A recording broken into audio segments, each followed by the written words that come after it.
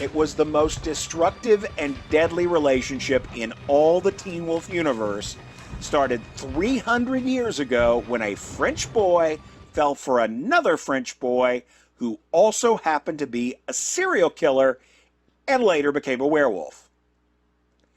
Poor Marcel. He had it so bad for Sebastian and was such a codependent that he even hid bodies for his unrequited love. No matter how bad it got, no matter how high that pile of corpse Legos in the basement, Marcel was still protecting him. But his real OAG behavior didn't begin until after Sebastian died. Marcel just could not let go. He apparently really got into leather and steampunk and started doing human experiments in an attempt to bring his bae back to life. Putting a body count on this one relationship is kind of hard. We know there were hundreds of deaths in France initially, and then the Dreads killed hundreds more teenagers with their experiments in the ensuing centuries. In addition to all the families who lost loved ones, this relationship specifically ruined Theo's life. Without this Marcel and Sebastian relationship, Theo might have been your run-of-the-mill sociopath. He might even have gotten help for his problems instead of becoming a murderous wannabe. It is a great, epic love story. It spans 300 years. But Marcel and Sebastian are the absolute worst.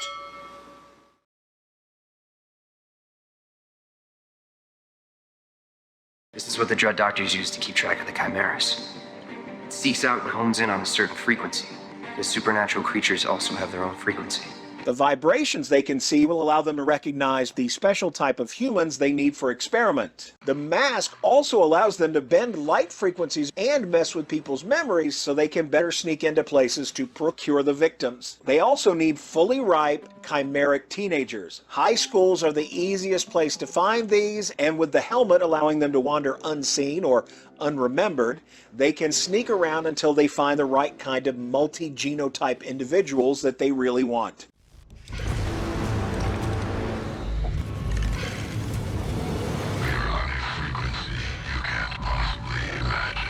Chimera have two different types of DNA in their body. Most humans only have one type of DNA. It includes all the instructions that make you the person you are. Eye color, skin tone, whether or not you drink too much, and even who you find attractive. That can all be influenced in some way by your DNA. It's the base code of your operating system. A chimeric human has two types of DNA. This can be because they had an organ from another human implanted or a skin graft from another person. That organ has the DNA of the donor.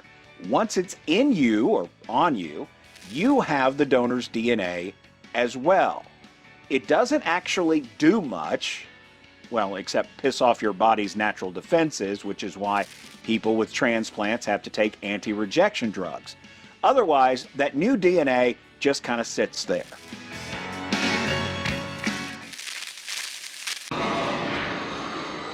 When the Dread Doctors came along, they looked for chimeric teens because they wanted to attach different supernatural bits to the two different types of DNA in order to create a host for their big bad. They were able to activate both types of DNA to achieve the werewolf hybrid creatures we saw. We don't know how they did that, but it's Beacon Hills. I mean, come on.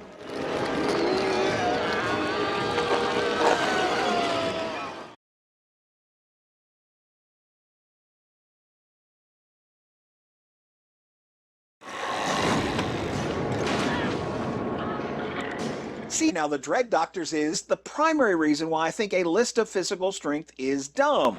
The Dreads both should and should not be on such a list. I mean, we saw the Doctors overpower all the werewolves except the one they created. But they're not physically strong at all. The tech was doing all the work. And when that stuff was working right, they could literally stop anyone with a magnetic field generator.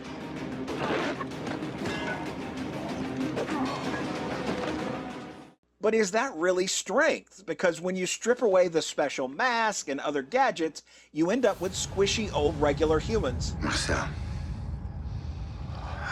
if this is what immortality looks like, I think you might have been misled.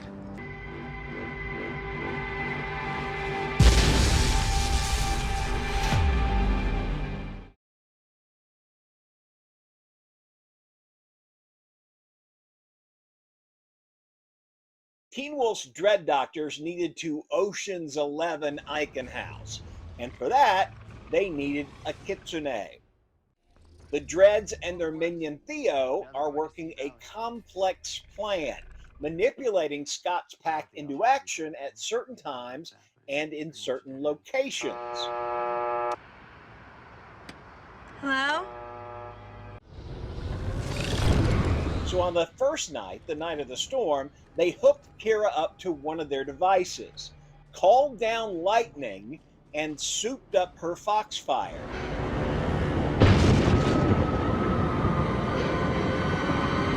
They then had Theo plant the book about them at Tracy's house, hoping that that discovery would lead Scott's pack to Icon House to find the book's author.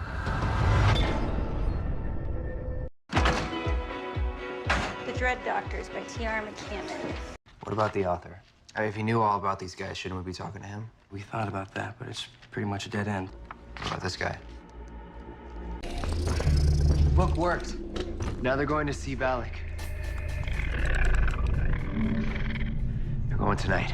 Icon House had deployed frequency generators and other technology-based methods that would keep out those who can manipulate electromagnetic fields, like the Dread Doctors. The system effectively blocked them from entering the building. But once Kira was inside, the security system began to interact with her foxfire. This caused a massive electrical discharge, and that shorted out the whole security system. The Dread Doctors basically used Kira to break the security so they could get into Icon House to steal Valack's third eye.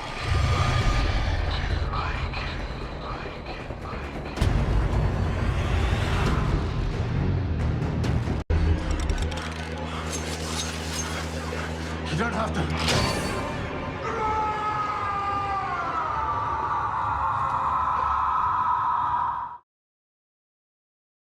So, what about that third eye? Questions about Dr. Valack tend to go in a couple of directions. Why would the Dread Doctors even want the third eye? Or what kind of Teen Wolf creature has a third eye like that? Let's look at what we know for sure. Valack encountered the Dread Doctors many years ago and then went to great lengths to figure out what they were doing and to try to stop them. He wrote that book that altered the reader's perception so that they could remember the Dreads. He also started doing Dread Doctor-like experiments on supernatural creatures, presumably to try and stop the return of the beast.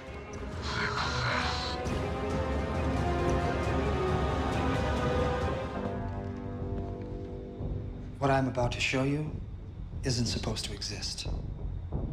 This is the only surviving evidence of Dr. Valack's time as chief medical officer of Icon House. To call it human experimentation would be charitable. A banshee. She died screaming. So he drilled holes into their heads, all of them? He did it to werewolves, banshees, wendigos, any creature he could get his hands on. Trepanation would initially heighten their powers, but to levels that couldn't be contained. Valack was breaking creatures to see what made them tick, and at some point, before he got caught and incarcerated, he experimented on himself.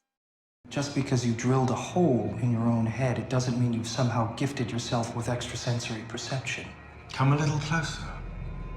Take a look for yourself. Oh, but Deaton was so very wrong about that, wasn't he? That's it. Come and have a look. Come on.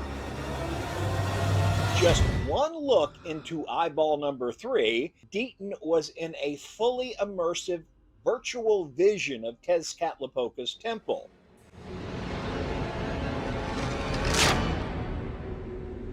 How did Valack, an ultra intelligent but otherwise normal human, manage to do all that?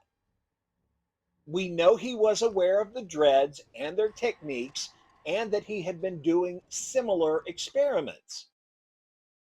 It is only a tiny leap in logic to suggest that Valack, using Dread Doctor science, managed to gift himself an impressive form of ESP. He could not only sense the wider world, but also broadcast those senses to other brains directly and with some force.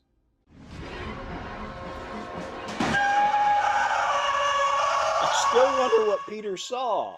I like to imagine Valack put him into one of those mini romance novels he has stacked up in the cell. Anyway, in addition to the ESP, precognition, and remote viewing, Valack also managed to do the same type of glamour that Jennifer Blake had to kill a bunch of virgins to do. Do you know what it takes to be able to look like this? To be able to look normal? It takes power. And in Valack's case, he could still pull off this trick even after the third eye was gone. Sorry, Lydia, but your treatment's not done. As to why the Dreads went to great lengths to take that third eye, they were nearing their final success. Valack's extra eye gave him the ability to mentally travel and gather information from anywhere. They definitely didn't want someone who understood what they're up to also know everything else, like their location. You don't have to.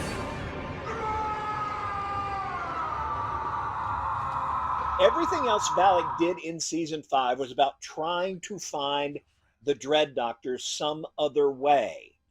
He tried one of their masks, also enhancing Lydia to the point where she'd be able to find the beast and its host.